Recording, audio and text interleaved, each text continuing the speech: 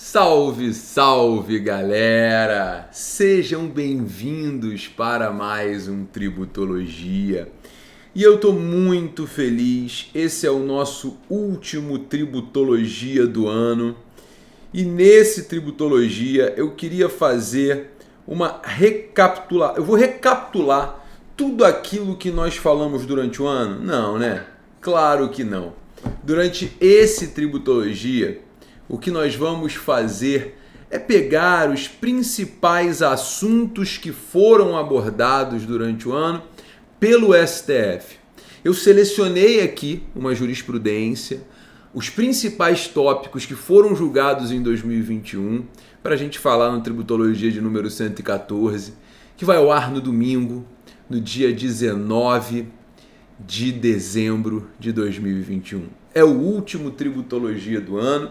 Diga-se de passagem, agora o Tributologia é uma marca registrada, foi deferido o registro de marca no INPI, então agora eu já posso usar lá aquele Rzinho do lado do Tributologia, porque Tributologia agora é minha essa marca. Eu estou muito feliz com isso.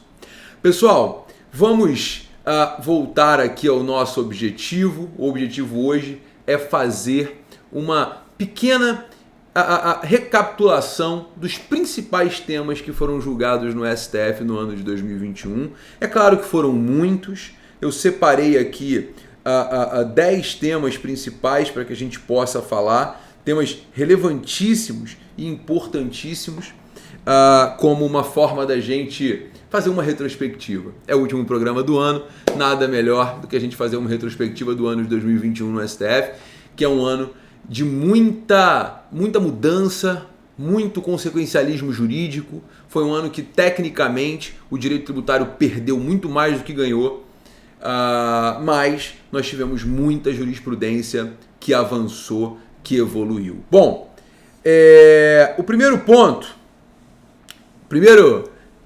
julgado que eu queria retrospectivar aqui, né, é o recurso extraordinário 607886, foi o tema 364 da repercussão geral.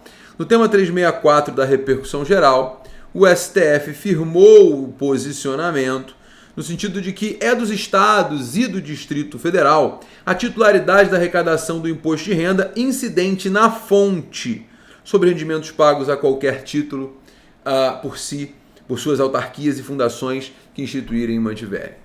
Esse entendimento do STF ele é muito importante para estados e também para municípios. Por quê? Porque a Constituição, nos artigos 157, inciso 1 e 158, inciso 1, prevê, respectivamente, que pertence aos estados e aos municípios 100% do imposto de renda retido na fonte dos seus servidores e também daqueles que são prestadores de serviço. Com esse julgamento, o que o STF fez foi pacificar uma discussão no sentido de que a União queria receber para ela aquela retenção na fonte não só dos funcionários públicos, mas também dos prestadores de serviço. Então, o que a União defendia? Olha, no caso do servidor público, ok, é do Estado, do Distrito Federal, mas no tocante ao prestador de serviço não seria dessa forma. Houve uma derrota para a União, o Estado e o Federal foram bem-sucedidos aqui, é o tema 364 da repercussão geral. Tema importante para estados e porque também é importante para os municípios. Porque o artigo 158, inciso 1, traz a mesma regra para os municípios. Então, como traz a mesma regra para os municípios, nós temos aí uma norma muito importante que foi reconhecida pelo STF, ok? Nós temos um outro tema muito relevante também que foi julgado em 2021, que foi o recurso extraordinário 630898, foi o tema 495 da repercussão geral. Tema 495 da repercussão geral. No tema 495, o STF entendeu que é constitucional a contribuição de intervenção no domínio econômico destinada ao INCRA, devida pelas empresas urbanas e rurais, inclusive após a emenda constitucional 33 de 2001, né? Nesse caso, especificamente, havia uma alegação do contribuinte que não poderia haver a incidência dessa contribuição, tendo em vista que na forma da Constituição, no artigo 149, parágrafo 2º, a base de cálculo das contribuições sociais só poderia ser o faturamento ou a receita, né? Ou no caso de importação, o valor aduaneiro, e nesse caso aqui a base de cálculo da contribuição para o INCRA, que é o valor da operação, não seria enquadrada no conceito constitucional. Essa alegação do contribuinte, infelizmente, caiu por terra, né? O artigo 149, parágrafo 2º, inciso 3 da Constituição, ele não impede que o legislador crie outras bases de cálculo, ou seja, é um dispositivo que prevê hipóteses de base de cálculo, mas não determina que todas as bases de cálculo sejam aquelas determinadas, aquelas previstas na Constituição, podendo então a União estender o conceito. Mais um julgado super consequencialista. A Constituição é clara, ela é expressa que a base de cálculo só pode ser receita, faturamento ou valor aduaneiro. Mas enfim, o STF sempre arruma um caminho para proteger o orçamento público. A gente já falou sobre isso aqui no Tributologia 113 e em várias tributologias anteriores. Eu só queria lembrar a vocês que foi mais uma derrota que a gente teve no STF em 2021, significativa, importante e que foi realmente, na minha opinião, uma fortíssima proteção do orçamento público, muito mais até do que uma decisão técnica jurídica, tá? O próximo tema relevante que foi julgado pelo STF em 2021 foi o recurso extraordinário 606314. Foi o tema 501 da repercussão geral, Esse tema aqui foi muito interessante, que foi uma discussão de seletividade, né? Qual era o debate no caso concreto, né? As garrafas, né? O local onde é colocada a água deve submeter a seletividade em razão da essencialidade, tal qual a água? Essa é uma pergunta interessante, porque obviamente a água é um bem da vida essencial, talvez o bem da vida mais essencial de todos. Não existe um bem da vida tão ou mais essencial que a água, não é verdade? E aí que está o detalhe relevante. Se a água é um bem da vida essencial, a garrafa que é utilizada para guardar a água e para vender, ela também tem que ter esse tratamento de essencialidade, porque o IPI ele é seletivo obrigatoriamente na forma do artigo 153, parágrafo 3º da Constituição.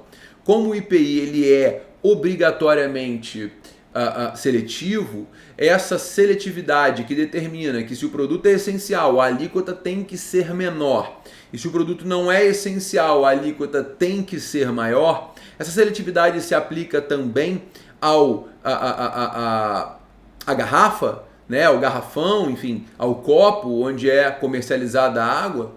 Essa pergunta foi levada ao STF e a resposta, adivinha qual foi? A resposta foi que é constitucional a fixação de alíquota de IPI superiores a zero sobre garrafões, garrafas e tampas plásticas, ainda que utilizados para o acondicionamento de produtos essenciais. Nesse caso, a seletividade, entendeu o STF, não representa a exoneração completa de tributo, representa que a tributação tem que ser menos severa para aquilo que é mais essencial. A tributação tem que ser menos severa para aquilo que é mais essencial. Todavia, essa tributação ela deve também levar em consideração o produto que está incidindo. A água é essencial, a garrafa não. A água que seja vendida de outra forma, entendeu? O STF. Beleza, gente? Tranquilo? Agora, nós também tivemos decisões boas, é claro que nós também tivemos decisões boas, não foi só sofrimento, né? Nós tivemos, por exemplo, o tema 808. O tema 808 da repercussão geral, em que o STF analisou a incidência do imposto de renda sobre juros de mora, né? Incidentes no atraso do pagamento de remuneração por exercício de emprego, cargo ou função. O STF entendeu que nesse caso não há acréscimo patrimonial e não incide imposto de renda. Não há acréscimo patrimonial e não incide imposto de renda. Então, não incide imposto de renda sobre os juros de mora devidos por atraso no pagamento de salário. Por quê?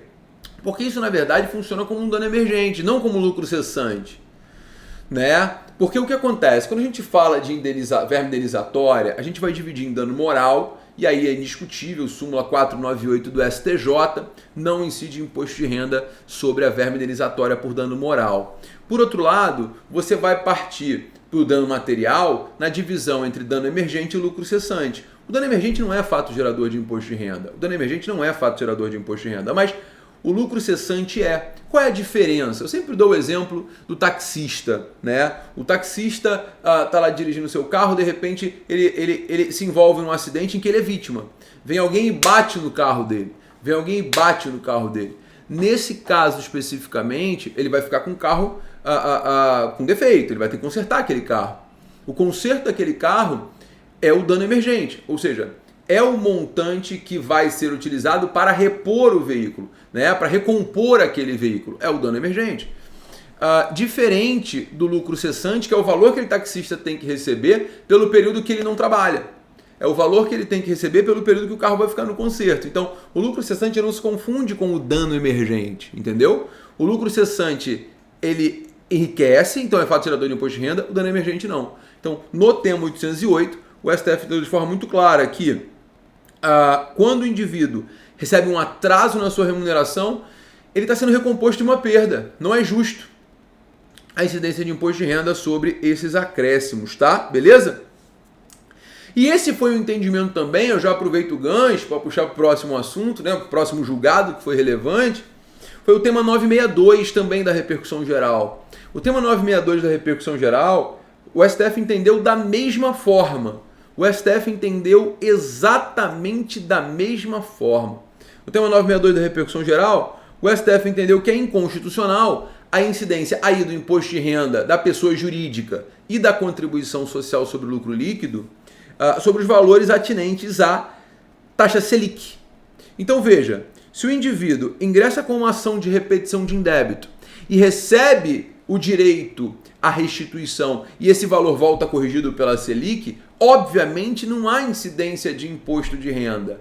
Por quê? Porque a natureza dessa verba ela é de dano emergente. O pagamento da Selic na ação de repetição de indébito é uma recomposição de perda patrimonial que aquela empresa teve. Afinal de contas, no momento em que aquela empresa pagou um tributo indevido, ela perdeu a sua capacidade de investimento. No momento em que ela paga um tributo devido, ela perde o direito dela de investir, ela perde a sua liquidez. Se ela perde a liquidez, se ela perde a capacidade de investir, obviamente essa empresa ela está sendo recomposta de uma perda e por isso não há que se falar na incidência de imposto de renda da pessoa jurídica e da CSLL. Então é importantíssimo que você tenha em mente que esses dois temas eles são relacionados, tá? Relacionados. Então não incide imposto de renda sobre remuneração paga em atraso, foi o tema 808 da repercussão geral. Não incide imposto de renda sobre a Selic paga na repetição de indébito. Isso foi objeto do tema 962 lá no STF. Fundamento é o mesmo, dano emergente não é fato gerador de imposto de renda, pois não há aumento patrimonial. Beleza, gente? Tranquilo? Nós tivemos ainda o julgamento do tema 842. O tema 842 foi a discussão da omissão de receita, né? Aquela movimentaçãozinha descoberto na conta, né? O indivíduo tem uma movimentação na conta, não tem origem e não tem como justificar. Enfim, o STF entendeu no julgamento do tema 842 que incide imposto de renda sobre depósitos bancários injustificados, na conta do indivíduo. Então, caiu na conta, se caiu na conta, incide imposto de renda.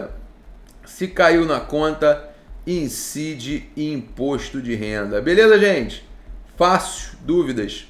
Bom, então essa é aí mais uma importante decisão, né, do STF no ano de 2021. Eu falei para vocês que eu ia abordar 10 temas principais nessa retrospectiva. Você percebe que, de um modo geral, nós perdemos, né? Mais do que ganhamos. O contribuinte perdeu muito mais do que ganhou no ano de 2021, né? Bom, ainda temos o tema 1135, o tema 1135, que foi uma das teses filhotes da exclusão do ICMS da base de cálculo do PIS e da COFINS, né? Tese filhote da exclusão do ICMS da base de cálculo do PIS e da COFINS. Essa tese filhote foi interessante, tema 1135, que foi a inclusão do ISS na base de cálculo da CPRB, da Contribuição Previdenciária sobre Receita Bruta.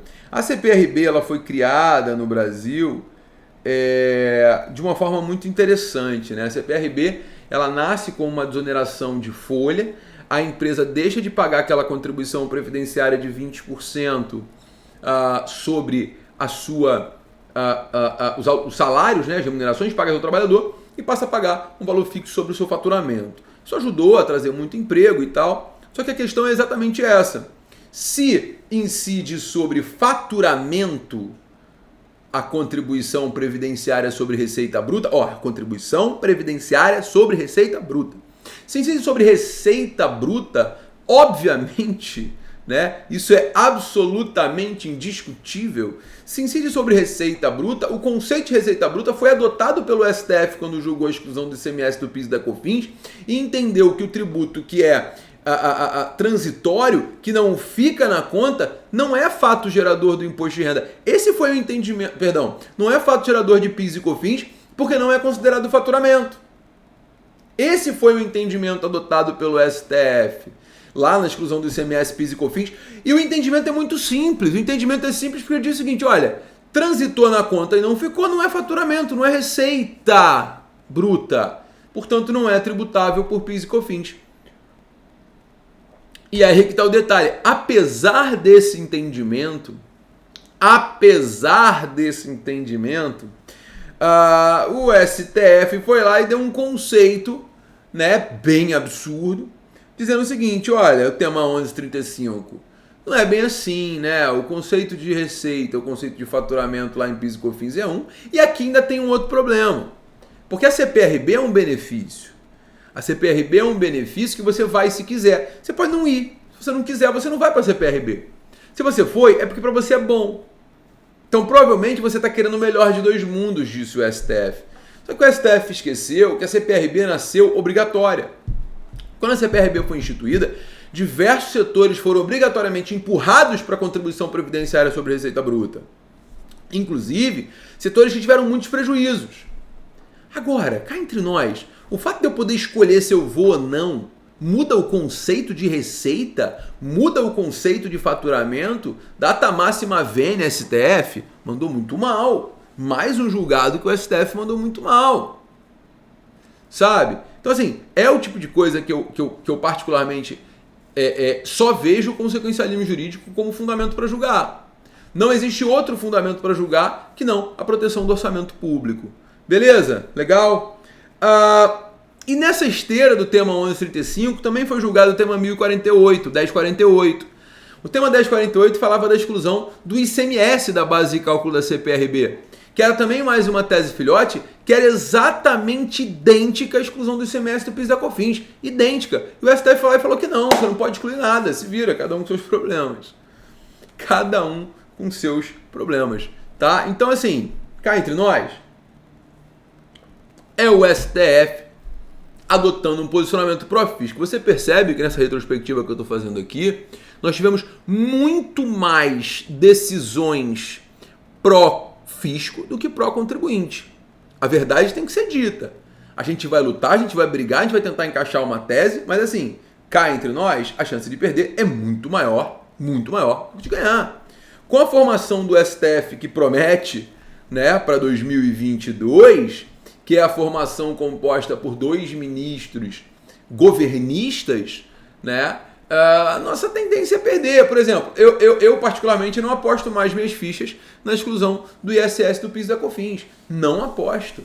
Com essa história de que o ministro André Mendonça vai poder rever os votos do ministro Marco Aurélio, eu não tenho a menor dúvida que a gente vai perder a exclusão do ISS do PIS e da COFINS. Isso aqui está gravado. Está gravado o áudio, tá gravado o vídeo, você pode usar o que você quiser. Pode usar o que você quiser, porque tá gravado e você realmente não vai... Pode voltar aqui e falar, Gabriel, você errou. Ok, errei. Como eu vou ficar feliz de errar essa previsão? Né? Bom, é retrospectiva ou é previsão de futuro? É retrospectiva, claro. Mas enfim, o que eu queria dizer para vocês, gente, é o seguinte. Eu particularmente acredito no direito, mas está difícil a gente ganhar no STF. O tema 1135 e o 1048 deixam isso muito claro. Foi uma decisão totalmente política, como todas as outras, protegendo a Fazenda, beleza? E por falar em proteção à Fazenda, dentro da nossa retrospectiva, eu não posso deixar de falar do tema 745, né? O tema 745 da repercussão geral, que foi o julgamento da seletividade do ICMS,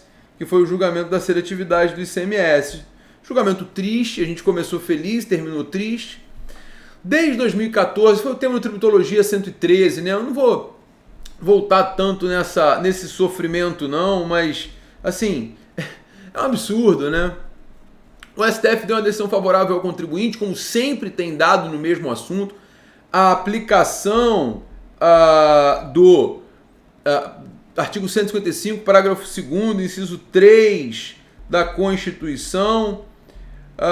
E aí, o que o STF faz? Dá a decisão boa e vai lá e modula os efeitos, né? A decisão foi ótima. Realmente tem que aplicar a seletividade ao ICMS se o Estado tem alíquotas diferentes. Se o Estado tem alíquotas diferentes, eu não tenho a menor dúvida. Há de ser aplicada a seletividade. Gabriel, mas está escrito que é facultativa. O ICMS poderá ser seletivo. Peraí, poderá ser seletivo se o Estado não tiver alíquota diferente. Se o Estado tiver alíquota diferente, a seletividade, ela passa a ser obrigatória. Então, eu não tenho a menor dúvida, que o ICMS, ele é um imposto que tem que ser seletivo a partir do momento que o Estado tem alíquotas diferenciadas. E esse foi o entendimento adotado pelo STF. Então tá bom, tá legal, né, Gabriel? Mais ou menos. O STF optou pela modulação a partir de 2024 e só tem direito à restituição quem entrou com ação até o início do julgamento, ou seja, 5 de fevereiro de 2021. A parte de modulação até 2024 é um absurdo? Eu já falei sobre isso milhares de vezes. Mas assim, o que me chocou mais de verdade, foi essa modulação para restituição. Quem ingressou com ação até o início do julgamento, assim, para mim não tem nenhuma lógica, não tem razoabilidade, não tem fundamento legal, não tem da onde tirar essa decisão do STF, nem como fundamentar essa decisão do STF, tá? E por fim, o último tópico que eu queria falar para você na nossa retrospectiva foi o tema 825 da repercussão geral. O tema 825 da repercussão geral, que foi a incidência do imposto de transmissão causa-morte e doação, se o doador estiver no exterior ou se o inventário for processado no exterior. Se o doador estiver no exterior ou se o inventário for processado no exterior, a Constituição prevê no artigo 155, parágrafo 1º, que compete à lei complementar regulamentar a incidência do imposto de transmissão causa-morte e doação.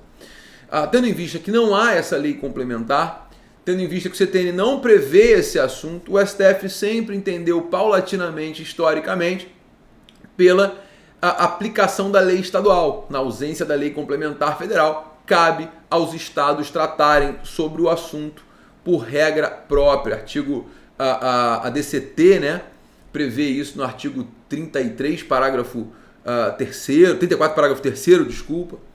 Enfim, o STF sempre aplicou esse entendimento, né? Mas o STF agora mudou de ideia, isso foi em março de 2021, quando o STF entendeu que há necessidade de lei complementar. Se o doador estiver no exterior ou se o inventário for processado no exterior, não cabe a incidência do ITD. Esse foi o posicionamento do STF, que ainda está discutindo como vai ser a modulação. Eu não tenho dúvidas que vai ser provavelmente aquela modulação maravilhosa para começar a ser aplicada em 25 anos. A gente não vai...